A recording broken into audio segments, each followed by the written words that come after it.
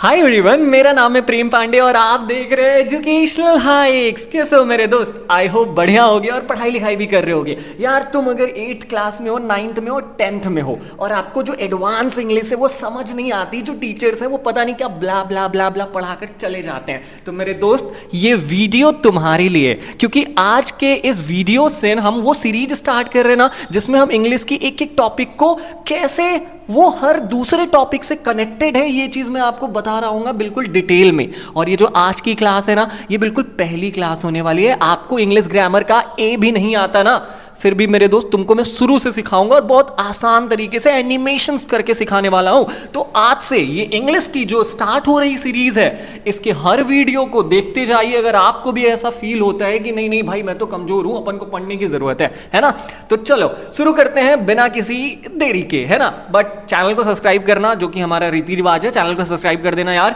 Bell icon को जरूर दबा देना, क्योंकि वही एक घंटी है जिससे हमें पता चलता है कि भाई आपको वीडियोस पहुंच रही हैं या नहीं पहुंच रही हैं। Is it okay?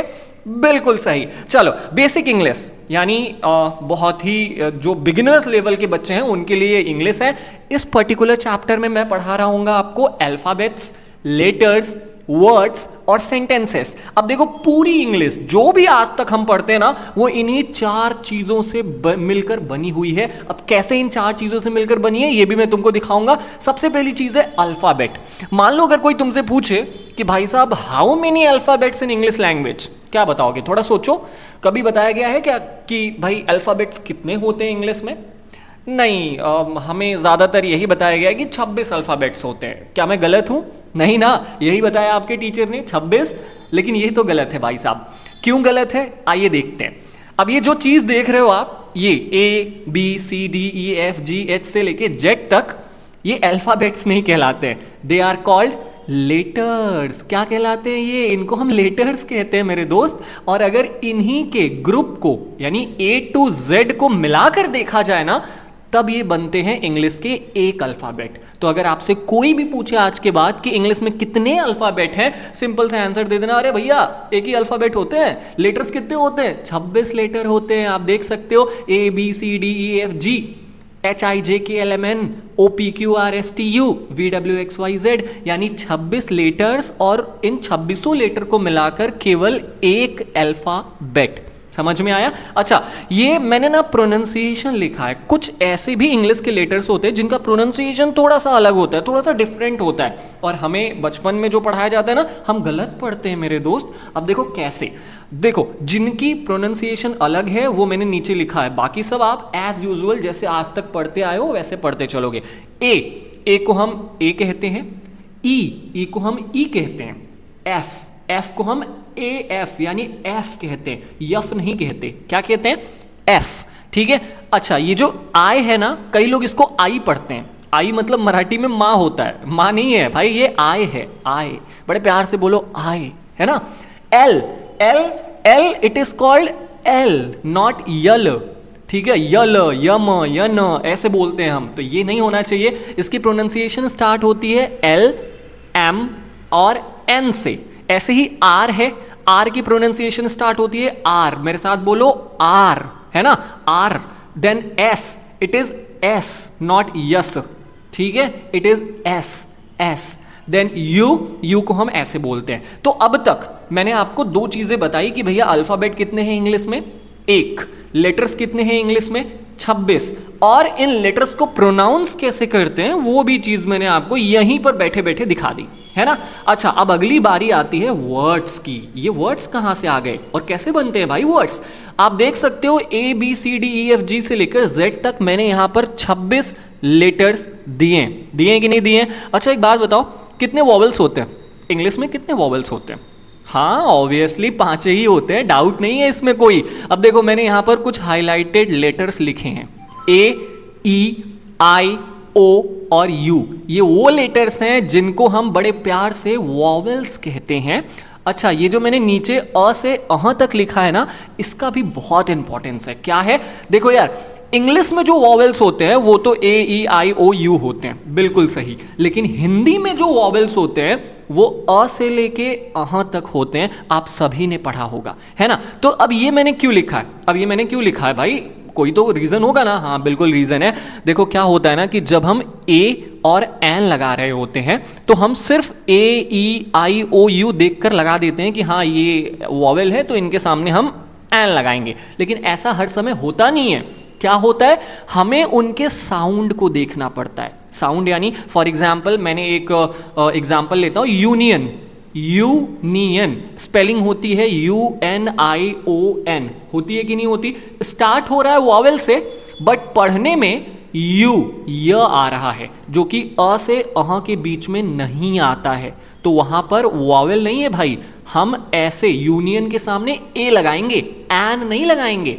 तो ये वॉवेल्स बड़े इंपॉर्टेंट होते हैं। इंग्लिश में वॉवेल्स तो हमें देखना ही देखना है कि जिन भी शब्दों के सामने हम ए और एन लगा रहे हैं वो वॉवेल्स हैं कि नहीं। दूसरी चीज हमें इस चीज से कंफर्म कर लेनी है कि भाई उस वर्ड को प्रोनाउंस करके देखो।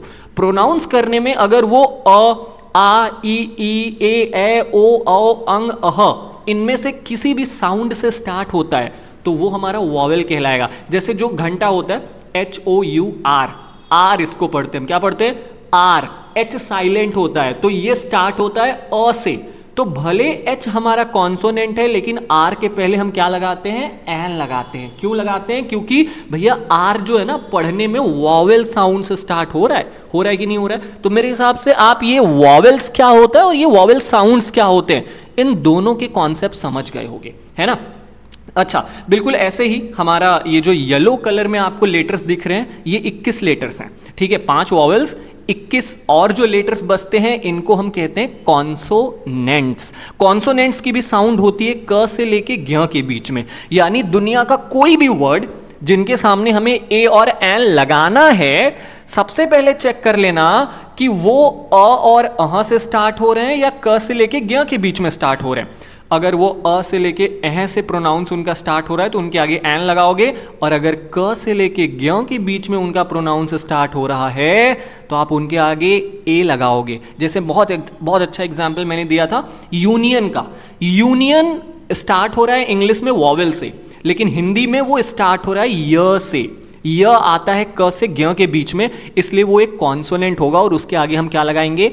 ए लगाएंगे। तो अभी तक आपको अल्फाबेट समझ में आ गया, लेटर समझ में आ गया, और लेटर्स में वॉवेल्स और कॉन्सोनेंट्स क्या होते हैं, प्लस वॉवेल साउंड और कॉन्सोनेंट साउंड क्या होता है, ये दोनों चीज आपको समझ में आ गई होगी। जिन्हें नहीं समझ में आई, बेसिकली एक लाइन में एक चीज बोल रहा हूं, वापस समझ लेना कि भाई देखो, हमें एन एन उसके सामने लगाना होता है जिस वर्ड की प्रोनाउंसिएशन अ से लेके अह के बीच से स्टार्ट होती है। जैसे एलिफेंट, प्रोनाउंसिएशन ए से स्टार्ट होता है ना, अ से अह के बीच में आता है। अच्छा, और क्या हो गया? One, ONE।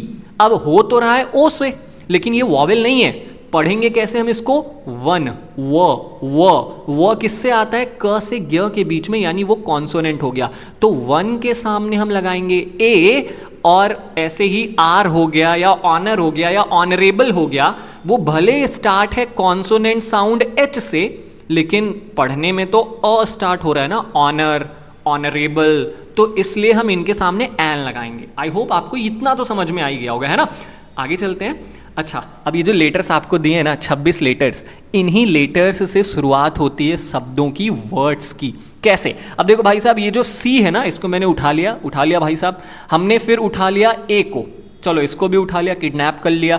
फिर हमने किडनैप किया टी को। तो हमने यहाँ पर 3 अलग अलग लेटर्स को मिला दिया, और आप इजीली समझ सकते हो कि इसका मतलब क्या हो जाता है? कैट। कैट यानी बिल्ली। तो भाई ऐसे लेटर्स का ग्रुप, ये क्या है? ये लेटर्स का ग्रुप ही तो है ना। 1 लेटर, 2 लेटर, 3 लेटर, यानी ग्रुप ऑफ लेटर्स हो गए। तो ऐसे ग्रुप ऑफ लेटर्स जिनका हिंदी में कोई मतलब समझ में आ जाए, उनको हम क्या कहते हैं? वर्ड्स कहते हैं। जी हाँ, ऐसे ही चीजों को हम वर्ड कहते हैं। तो डेफिनेशन क्या निकल कर आती है वर्ड की? वर्ड ये कहता है कि such group of letters that make some sense are called words. ऐसे ग्रुप ऑफ लेटर्स, ये देखो, ऐसे ग्रुप ऑफ लेटर्स जिनका कोई मतलब निकले, उनको हम वर्ड्स कहते हैं। It was so simple. मेरे हिसाब से कोई डाउट नहीं होगा, है ना। एग्जाम्पल में आप बहुत सारे एग्जाम्पल लिख सकते हो, जैसे कैरी हो गया, जंप हो गया, टेक हो गया, डॉग हो गया, टीचर हो गया। ये सभी वर्ड्स यानी शब्द के एग्जाम्पल हैं। हिंदी में हम इसको शब्द कहते हैं, ठीक है। अच्छा, वर्ड्स हमने देख लिया, लेटर्स देख लिया, अल्फाबेट्स देख लिया। अब बात आती है सेंटेंसेस की। अच्छा, जैसे लेटर्स से मिलकर बना था वर्ड्स, वैसे ही वर्ड्स से मिलकर बनता है सेंटेंसेस। जैसे मैंने यहाँ पर बहुत सारे वर्ड्स लिखे हुए हैं। अब अगर तुम इनको इस तरीके से अरेंज करो जिसका कोई मतलब ही ना निकले तो ये सेंटेंस नहीं कहलाएंगे। हमें इन शब्दों को इस तरीके से अरेंज करना है कि पढ़ने के बाद पढ़ने वाला समझ जाए कि क्या लिखा है। जैसे देखो, मैंने डूइंग ले लिया, मैंने इन ले लिया, मैंने इज ले लिया, मैंने फार्मर ले लिया, मैंने हार्डवर्क ले लिया, मैंने हिज ले लिया और मैंने फील्ड ले लिया।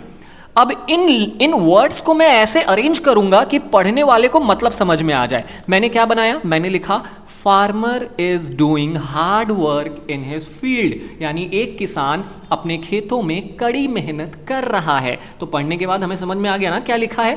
तो लेकिन बेसिकली ये है तो ग्रुप ऑफ वर्ड्स ही ना। फार्मर भी एक वर्ड है, इज भी एक वर्ड है, डूइंग भी एक वर्ड है, हार्ड भी एक वर्ड है, वर्क भी एक वर्ड है।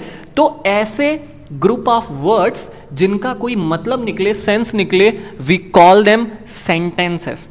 आई होप आपको समझ में आ गया होगा। डेफिनेशन भी देख लेते हैं इसकी। लिखा है कि such group of words that make some sense, ऐसे शब्दों के समूह जिनका कोई मतलब निकले उनको हम इंग्लिश में सेंटेंसेस यानी वाक्य कहा करते हैं। ठीक है, एग्जाम्पल के तौर पर प्रेम भैया is teaching English for beginners. मैं तुम बिगिनर्स के लिए इंग्लिश पढ़ा रहा हूं, ये एक तरीके का वाक्य है, सेंटेंस है। क्यों है? क्योंकि ये सबसे पहले तो वर्ड्स से मिलकर बना है, प्लस इनका कोई ना कोई सेंस भी निकल रहा है।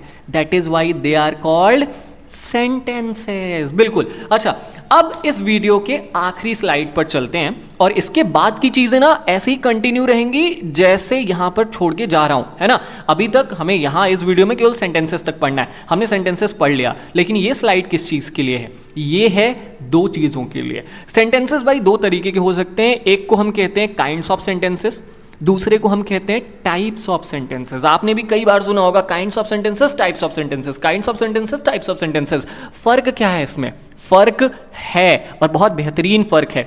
काइंड्स ऑफ सेंटेंसेस केवल तीन होते हैं। कौन कौन से? सिंपल सेंटेंसेस, कॉम्प्लेक्स सेंटेंसेस और कंपाउंड सेंटेंसेस। लेकिन वहीं पर टाइप्स ऑफ सेंटेंसेस हमारे 5 होते हैं। कौन कौन से? Assertive sentence, interrogative sentences and यहां पर ये थोड़ा मिस हो गया, यहां पर एक्सक्लामेटरी होना चाहिए। ठीक है, अच्छा एक्सक्लामेटरी पहले से दिया है तो यहां इंपरेटिव होना चाहिए। एक तरीके का सेंटेंस होता है जिसको इंपरेटिव कहते हैं, ये टाइपिंग एरर हो गया है मेरे से। ठीक है, and the last one is optative sentences. तो ये 5 तरीके के वाक्य और फिर ये 3 काइंड्स ऑफ सेंटेंसेस, ये हम पढ़ेंगे अपनी अगली video sentences and it's kinds वाले चैप्टर में। ठीक है, तो अगली वीडियो का इंतजार करिए भाई साहब। अगली वीडियो में हम जल्दी मिलते हैं, 1-2 दिन में आपके लिए ये वीडियो में लेकर आऊंगा। बस चैनल को सब्सक्राइब कर देना, बेल आइकन को दबा देना। तो क्या हाल है, वीडियो समझ में आई? अगर समझ में आई हो ना तो यार चैनल को सब्सक्राइब जरूर कर देना। चलो मिलते हैं एक और धमाकेदार वीडियो में, तब तक ख्याल रखिए अपना, अपनों का। Bye bye, love you all and जय हिंद।